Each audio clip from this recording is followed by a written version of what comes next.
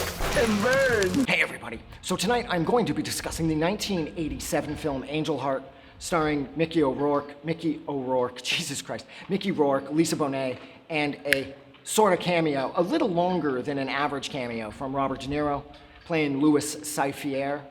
So what this tells the story of is a private detective by the name of Harry Angel, who was employed by Louis Cyphier to track down a musician by the name of Johnny Favorite. And there's something really off about Louis Cyphier. His nails are kind of oddly sharp and pointy, and there's this one scene where he's discussing how certain cultures believe that, like, eggs hold the soul as he's eating an egg, staring at Harry. And the first time I saw this movie, I was a kid, and I totally got Jacob's Ladder vibes from this one. And this movie is so effective. Like, this is like, it's like a horror film noir murder mystery all wrapped into one. Because this movie could not be more film noir, but then you toss in the more satanic aspects, and this movie is a complete horror film. But then at the same time, Harry is tasked with tracking down all the people who knew Johnny Favorite in hopes of tracking down Johnny Favorite himself so that he can reconnect him with Louis Cyphier so they can settle whatever the account is that Louis needs settled. And people keep turning up dead around Harry Angel, and he doesn't know why. And yeah, so the first time I saw this through, like I said, I got Jacob's Ladder vibes. This movie is so eerie. This movie is so genuinely scary just because of the tone that it creates. And I also loved Lisa Bonet. She plays Epiphany in this. And I remember, too, at the time, she was, of course, on The Cosby Show. And Cosby, Bill, the man himself, who I'm not even sure if we're supposed to be talking about anymore, but he took issue with this film because he felt that it was a movie made by white America where it shows Lisa Bonet as a black chick who's all into voodoo and who seems to only be there for sex. And I never really agreed with that. I felt that everybody in this movie was satanic. Everybody was wrapped up in some weird shit that they shouldn't be getting involved in. Louis Cyphier, we later find out that is Lucifer. Of course, Robert De Niro is playing the devil himself. So everybody in this movie is properly satanic. I think the real thing that bothered Cosby was the fact that at that point, wow, this is such a weird conversation to have now. He had such a squeaky clean image. Like, the Huxtables were the ultimate American sitcom family, and rightfully so. I love The Cosby Show. But he didn't like that Lisa Bonet, I believe, had stepped out of the sort of confines of this family drama world, where this family sitcom where everything's beautiful and awesome, and the Huxtables are the perfect American family. Their kids are smart and invested in school. The parents are, Claire is a lawyer, Cliff is an OBGYN, and they live in a beautiful brownstone downtown New York, and they're very affluent. And I don't think that he liked that Lisa Bonet was starring in such an ugly film. I think that is the bottom line, is Cosby liked his control, especially over the women in his life. And I don't think he loved that she sort of took such a creative risk and made such an ugly movie. I mean, if I'm not mistaken, Epiphany dies as a result of Harry shoving his gun up her and killing her that way. So this movie is ugly. So basically, yeah, so it goes on where Harry's investigating this, and he goes and everybody that he comes across, whether it's Margaret or Kruzmark or Dr. Fowler, they all end up dead. And we find out towards the end of the film that it's actually Harry who's been wiping them out, because Harry isn't Harry.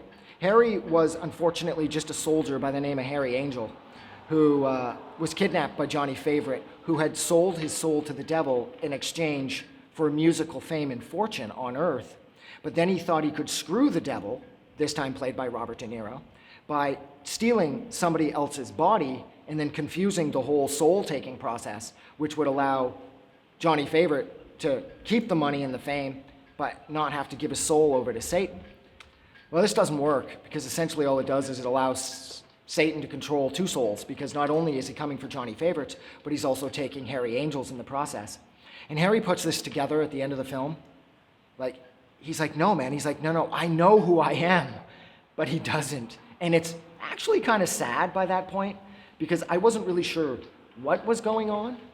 And then when you finally discover that Johnny Favorite is Harry Angel and Harry Angel is Johnny Favorite, it's a pretty big shock.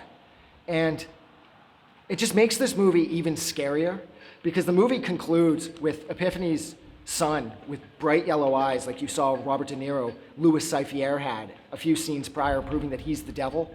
And now that he's taking control of her son, because Harry's realizing that Epiphany's son is his grandson.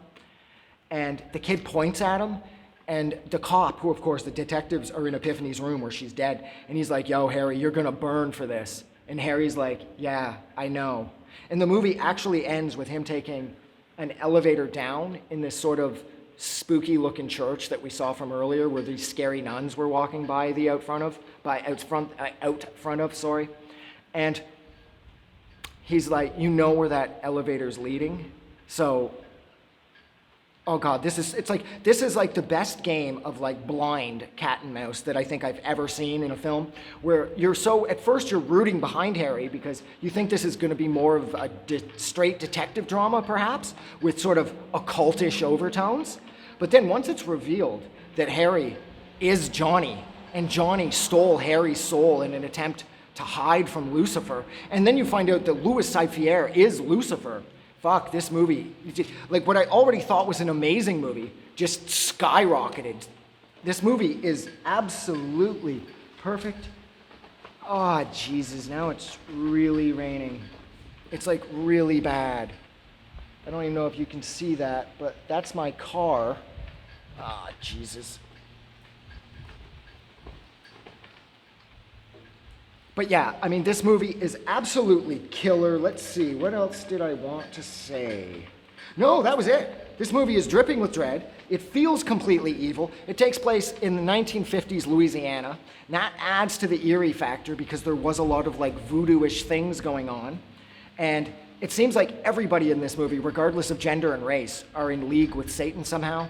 And that just made me love this movie even more, because I love it when movies nail the satanic thing correctly. Like, I feel the same way about this that I do about, like, Jacob's Ladder, or, like I said earlier, Jacob's Ladder, or how I feel about The Black Coat's Daughter. I feel that these movies have done the satanic thing in such a way that I feel it, and it resonates throughout me. Like, I saw this movie for the first time back when I was a kid, and I've watched it like 1,000 times since. So this movie has made a massive impact on me. But I think I'm going to stop there because the rain is blowing in here pretty hard. So thank you so much for hanging out with me for a little over 7.5 minutes while I discuss the 1987 film Angel Heart. Like always, don't forget to do something nice for somebody if you like this movie or this review or whatever. I gotta go. You guys are amazing. Never forget that the world is a way better place because you are in it. I'm getting out of here because the wind is picking up and the rain's starting to blow in here. Have a good night.